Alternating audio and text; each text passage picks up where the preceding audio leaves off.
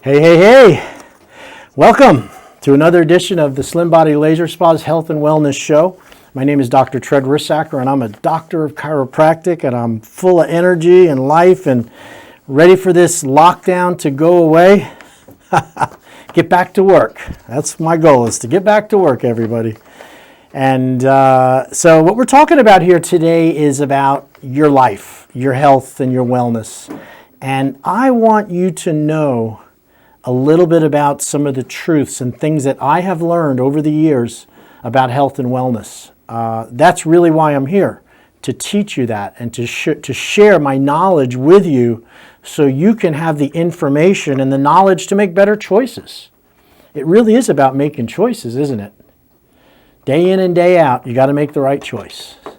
I was reading I watched an article by Dr. Travis Stork from the Doctor Show, that good-looking MD, and he said that life is about making a series of choices, and you have to make the decision to be healthy in little increments, in little choices you make. And he said it can be up to 300 choices a day in order to be healthy. And you know, what would be an example of that? I decided to go to bed on time so I wouldn't be tired the next day. I showered before I went to bed, right? That's a good one. So you went in and got all the dirt off and you didn't go to bed with it on. You know, that you made your room very dark. So you turned off all the computers and the electronic lights, the red light, the blue light, that high intensity light, so you can get a good night's sleep. When you got up in the morning, you chose to brush your teeth. You chose to floss. Maybe you took a morning shower to wake up. Maybe you decided to do 10, 20 minutes of breathing, of a breathing exercise, a little morning meditation. Morning is when you set up your day. That is when you make a decision in that first 2 hours before all the world starts beating you down and pulling you down. That's when you make that decision of how your day is going to go. So that would be another decision that you make.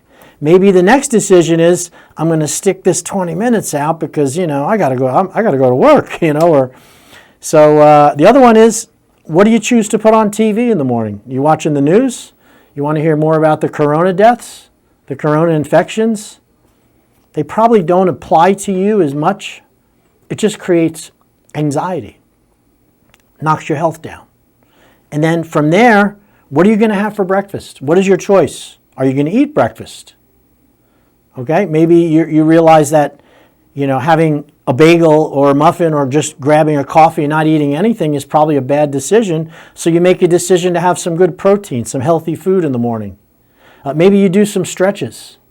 You get up in the morning and you realize that back problem that you had years ago that you've been suffering with is, if you don't keep stretching, it comes back. That would be another decision that you make. What are we up to, like 25 decisions already? And then you get in your car. Are you going to leave with enough time so you're not stressed over trying to get there on time? Maybe you get caught by the train like I did this morning. Are you going to speed? Are you going to wear your seatbelt?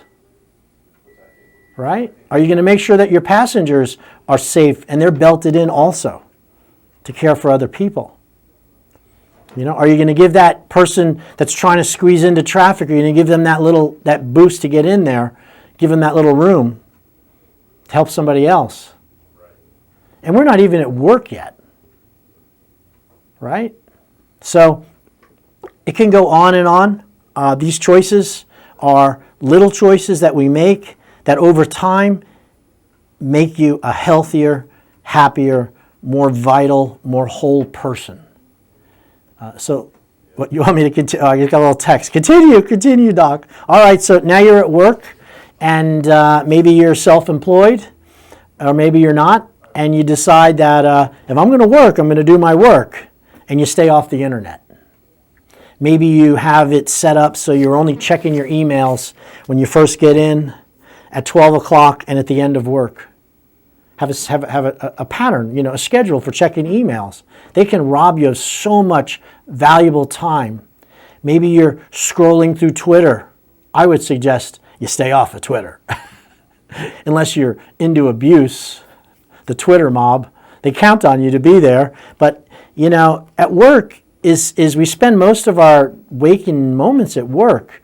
So the choices you make to be healthy at work could also be, are you going to bring water or have good food or nutrition with you? It's true that people that manage their diet and their weight better, they bring lunch with them. They bring their food with them. They make it ahead of time and they bring it with them. That's a known fact. They plan it. They plan their meals. Are you going to get up every hour and stretch, or are you going to sit in that chair with that screen right in your face? Are you going to have a way of, they have these screen monitors, these screen covers, which protect you from a lot of that blue light. Are you going to utilize that tool to be healthier when you're at work, watching that computer? I'll tell you, you got to get up and stretch. If you sit in a chair for 30, 40, 50 minutes at a shot and you don't get up and move, you're going to develop back problems, you're going to develop butt problems, your feet are going to ache. You know, it is not a healthy thing to sit in one position. You got to get up and move. Are you taking your break, or is it a cigarette break? You know? Are you working to see of what service you can be to other people at work, to see how you can help other employees, help your boss, or even help your own business model? Or are you there just to get a paycheck and get the heck out? That decision, that desire to be helpful, to be supportive of the group, is a lot healthier and produces endorphins and serotonin and produces the good hormones which keep your body strong and fit, versus, oh God, I'm just counting the clock, watching it tick away. Oh, you know, I'm starting to get tired. I'm going to go get an energy drink. You know, that would be wrong action. And so now you go through your lunch. What are you going to have for lunch? Are you going to have something that's a good, wholesome meal? Or are you going to go grab a slice of pizza? Or as I saw the other day, after the girl came in for a consultation at my weight loss center, I went over the program with her, and we just happened to meet at Carmela's right after that because I did the consult and it was lunch. I bought a goat cheese salad, which has the goat cheese in it. It's a fresh salad with some blackened chicken breast on top. She bought 6 garlic knots that were baked in the oven with cheese on it and some sauce. That's a decision you make. So you can make a good decision. And what happens is when you have this too much carbohydrate for lunch, you're going to crash about 2 o'clock. You're going to be falling asleep by 3 because of that insulin spike. So it's really important to eat good, healthy protein and good carbohydrate vegetables at complex carbs, but don't eat too much. Because if you overeat, your belly's going to be like a bomb and you're going to fall asleep just to pass it off, just like you would at Thanksgiving. So try to eat light at lunch. The other thing you'd want to do at work is you want to, at the midpoint between breakfast and lunch, about 10:30, have a protein snack. Have a protein mix that you can put in a bottle, and you put some scoops of your protein mix in, bring it to work, and then you go to the water cooler and you can fill it up with cold water and shake it. And then you're going to get a nice protein boost. And then after lunch, about 2:30, 3 o'clock, you're probably going to need a little energy, and I would suggest another protein shake, or a protein bar, or an apple, or some fresh cold cuts, you know, some kind of protein. So much better than sugar. Sugar is terrible, terrible, terrible. In fact, I would say one of the biggest choices we have to make every single day to be healthy and to be viable is to avoid sugar. Is to look at what you're eating and say to yourself, does this have a lot of sugar or not?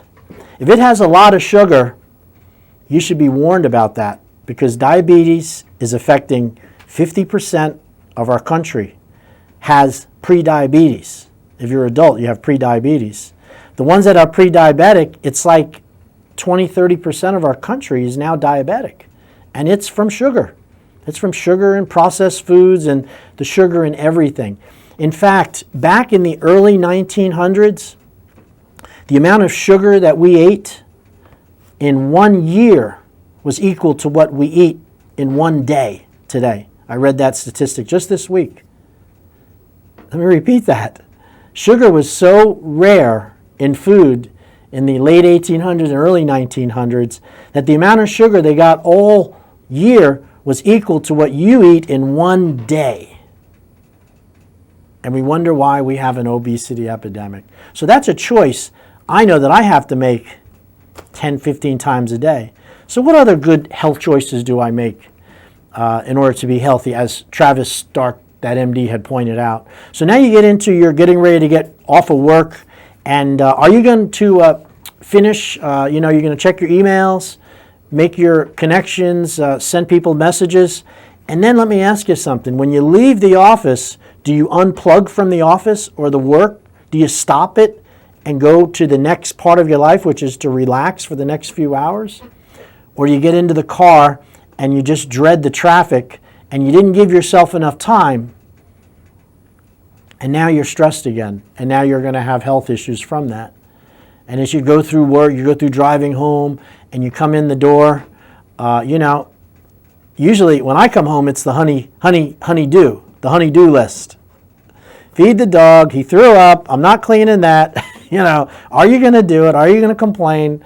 The kids have been home, maybe they just got back from school, they want a little daddy time or a little mommy time. Are you going to blow them off, or are you going to hide from them? Get on the internet, act like you're not even there. Where's Dad? I don't know. He was home. Yep, I know. Those decisions to support your family, that's the next jacket you wear. That's the next hat you put on. Is now you're a dad, or you're a mother, or you're a friend, or you're there with your mom. Are you going to make those calls? Let me ask you another question. Are you going to pay your bills on time? That's another choice you have to make.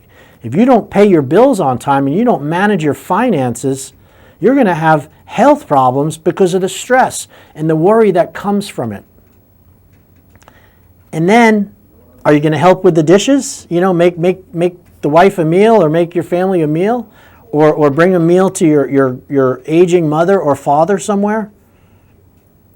These are all actions which build strength, love, caring, and kindness. In other words, your health, your wellness, your ability to bounce back from disease, your ability to be what you consider healthy is hundreds and hundreds of little decisions you make every single day. Now, this is a fact. Health is not a given. You are not given health. You are either working towards health or you're moving away from health. Health is not a constant, people. And every day, if you do more actions for benefiting your life, like I described, and less of those other ones, you'll be moving towards health. But if your day involves the opposite, didn't get up on work on time, went to bed too late, I'm tired, didn't want to take time to brush my teeth, sped to work, cut 3 people off, got in the parking spot, got at work, went right to the computer, started surfing online, boss came in, jumped offline, acted like I was working, checking the clock. I'm stressed, getting an energy drink about 10, thinking about how much you hate the employee next to you or the customers that are coming. I mean, I could go on with that. You understand where I'm going with this. It is a series of little decisions you make again and again that restore your health. All right. So that's my message today. You got to start somewhere, and it starts at home and with the little decisions. Make a list. Make a list. Be conscious of this. Sit down with a piece of paper and a little booklet and bring it with you and write down the decisions that you do every single day, from when you get up, from when you went to sleep, to the type of food you had, to did you skip meals, yes or no? Did you bring a snack? Were you kind to people or were you not kind to people? Did you Did you speak to your parents, if necessary? Did you spend time with your children? Write out the things that are important to you and make a list, and then start taking inventory of yourself as to whether or not you did these or didn't do that, and can you improve? Benjamin Franklin was an incredible person, as we know. Ben Franklin, he was an inventor. He was a politician, I guess. He was also somebody who started the colleges in Boston, and he was an incredible person at dealing with people. And what Ben Franklin did, he looked at I think it was, please correct me if I'm wrong, I think there was 8 or 12 problems that he dealt with, like selfishness, greed, anger, impatience, criticism, slothfulness, overeating, And then what he did was he identified each one of those problems, and for that week, he set up a 12-week process where every single week he dealt with each one of those problems, and that was his main focus for that whole week. And then he went to the end of that list of problems and he did them again. That's what I'm talking about. That man is disciplined, because otherwise you don't know you're doing it. It becomes a reaction, it becomes a habit, talking about other people, wanting to share negative things with your family. I'll tell you, that's probably one of the hardest things for most people to do, is to see things on TV, to hear what's happening, to feel they have a knowledge that other people don't have, like, I see what you don't see, and I want to tell you about it. That might be good for you. It's not even good for you, because that, my friend, is criticism. And when you're sharing it with another person who's not interested or doesn't really, has their own life to lead, that's called interference. There's a thing called the law of non-interference. Stop interfering with other people's happiness by dumping what you think is going to happen. And I take care of a lot of people in my office at the Slim Body. I see this a lot. A lot of people are so stressed because, their partner, their friends just see the negative of everything. There's a lot of great stuff out there happening. We live in a country of 350 million people. What was it? The corona deaths? I think it's around the world, am I correct in saying that, is about 400,000? We have 350 million people. The world has 6 billion. 400,000 people, more than that will die in auto accidents next year, I promise you. And that doesn't belittle the severity of COVID or the fact that auto accidents are dangerous, but you got to look at it. I like to look at things from a glass that's half full. I know the glass could be half empty. I know that it's going down, but I choose not to focus on that. I choose to focus on what I still have. So I stay happy and I stay peaceful. I'm looking forward to this fall so we get some cool weather, right? I think it's going to be good. We're going to get a lot of people who are going to come back into our wonderful community here in Stuart, Florida, and they can help us and help you by bringing their income and their services, We're very much an economy that's dependent on our lovely people that come down from up north. I know my office sure is. So I'm staying positive, keeping my chin up and hoping that they'll not be scared to come down and enjoy the beautiful sun here down in South Florida. All right, so you're listening to Dr. Treds' Slim Body Laser Spa. I'm located on East Ocean Boulevard, across the street from the Fresh Market. It's a laser-assisted weight loss center. What I do there is I use an FDA-cleared device called a Lapex Lipo Laser, and it's really designed for spot fat reduction and body contouring, but when you include it with weight loss and you include it with nutrition and detoxification, it's a life-changing situation. We can lessen body fat, we can tighten skin, we can drop BMI, fatty BMI, which is your body mass index. We can shave percentage points off of that every time you come into the spa.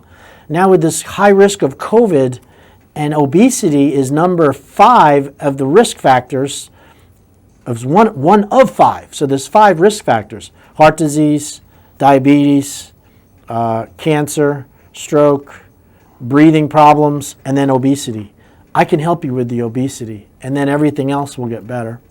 Okay, we're going to take a little break here and come back. When I come back, I am going to go over a little bit more about, I'm going to teach you today. Today's a teaching lesson. I'm going to go over the standard process that we use when confronting somebody with weight issues and what we tell them, how we explain it. And I think it'll be really informative for you to check that out. So come on back after the break. And again, this is Dr. Tred from SlimBodyLaserSpa.